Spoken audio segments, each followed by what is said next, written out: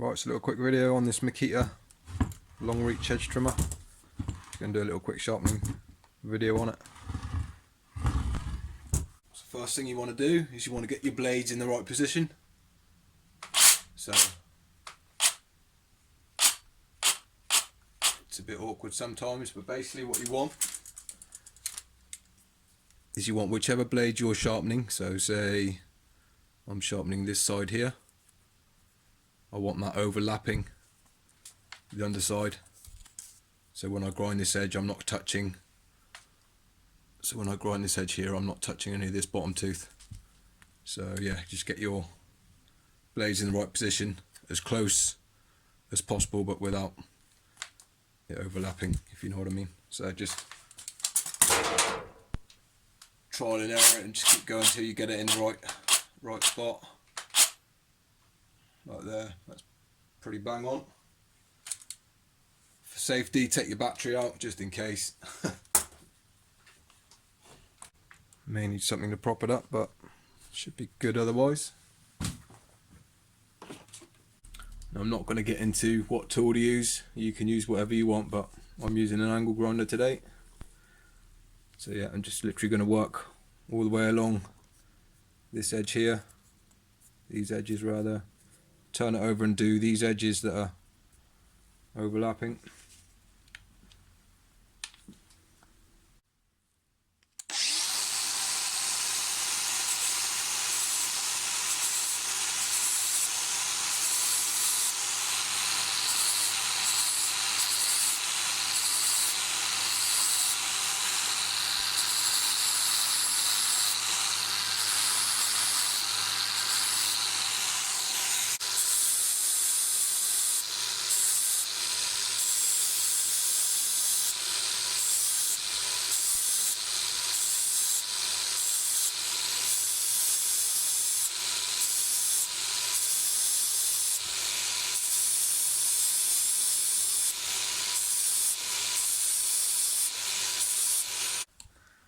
You may need to get something to rest it on when you come to doing the end. This bit's quite secure, it's not too bad, but when you come to the end you might need to just chuck a block of wood or something under there. Now do all the opposite side. See if you see these edges.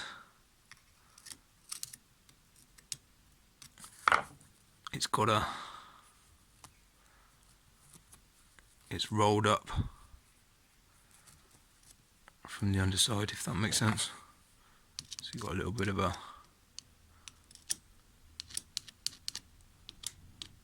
lip on it. So that's what we're trying to remove.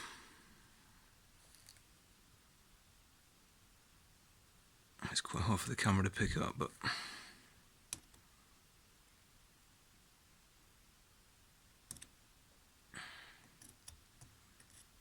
that's just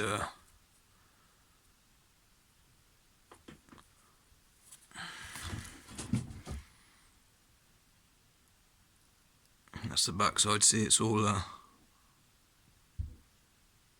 come on, focus.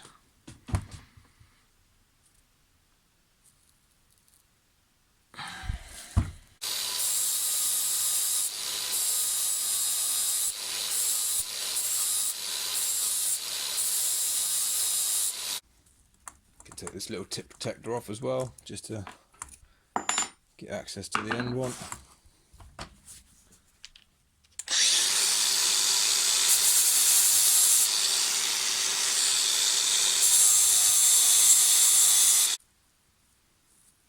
Obviously you've done the first side of it, the face. You've done this edge and this edge here that's overhanging and this edge here that's overhanging.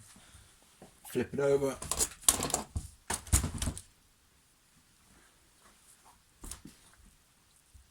Now we do the back edges here. So you're just doing any edge that's overhanging.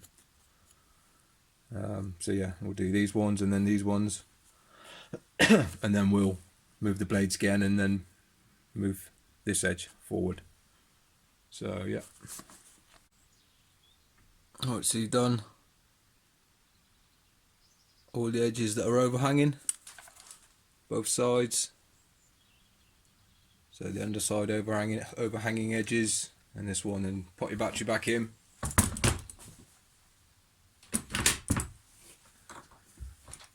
And then just get your blades in the alternate position now. And that is perfect. So now we've got the blades we haven't sharpened overhanging slightly. As long as you've got a little bit of overhang, that's great. I say the more it overhangs, the less room you've got in for the grinder or whatever, so the closer you get it, the better. So yeah, now we'll just sharpen all these. Normally I'd take them apart and give them a good clean, but these blades, honestly, they're not that high quality, so I'm not too worried about deburring the underside or anything like that.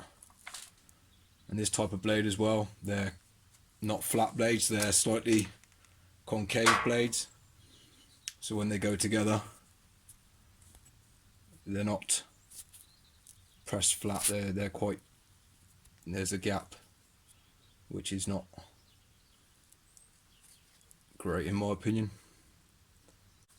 Yeah, I understand why they design the blades that way, because obviously it's less strain on the motor and stuff like that. The less contact you've got, the less force you need. So, but yeah, again, it's once they start getting a bit blunt, it's not good.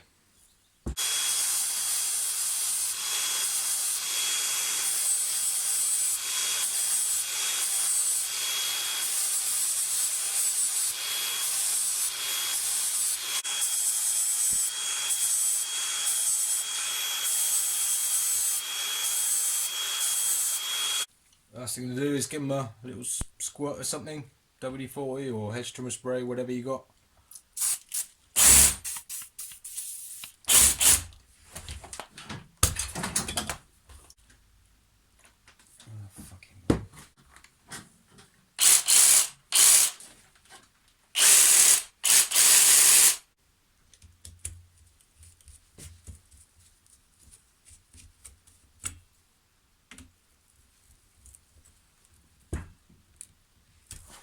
Right, so that's all your edges done, and obviously you're going to have some burrs on the underside depending on what tool you use, but with an angle grinder, if the sparks are going down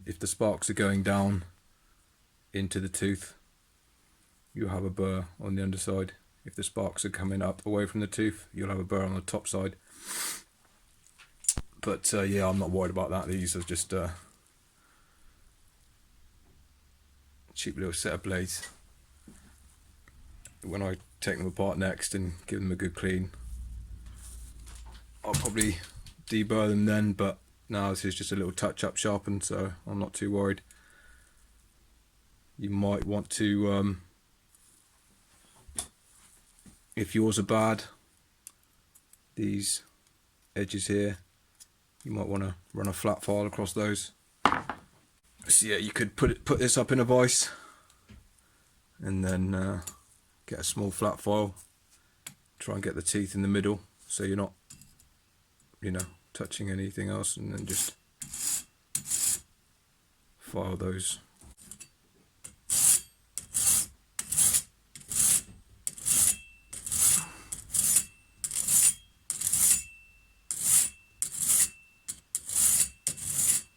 But these are pretty good, so I'm not going to bother. Yeah, and this is the problem with these type of blades. They're very sloppy. See that? Because of their concave nature, because both of these blades are a bit like a clamshell, like that as it were, only the sort of the edges touch. It as soon as they get a bit dull, they cut badly very quickly. You know, and you could say, "Oh, tighten these up." No, it's not that. They're as tight as they can be. There's a set size spacer in there or shim, whatever, and it that's how they're designed. A lot of the battery tools are like that, which I'm not a fan of. But yeah, it's just a little quick sharpening. Any questions, let me know. Cheers.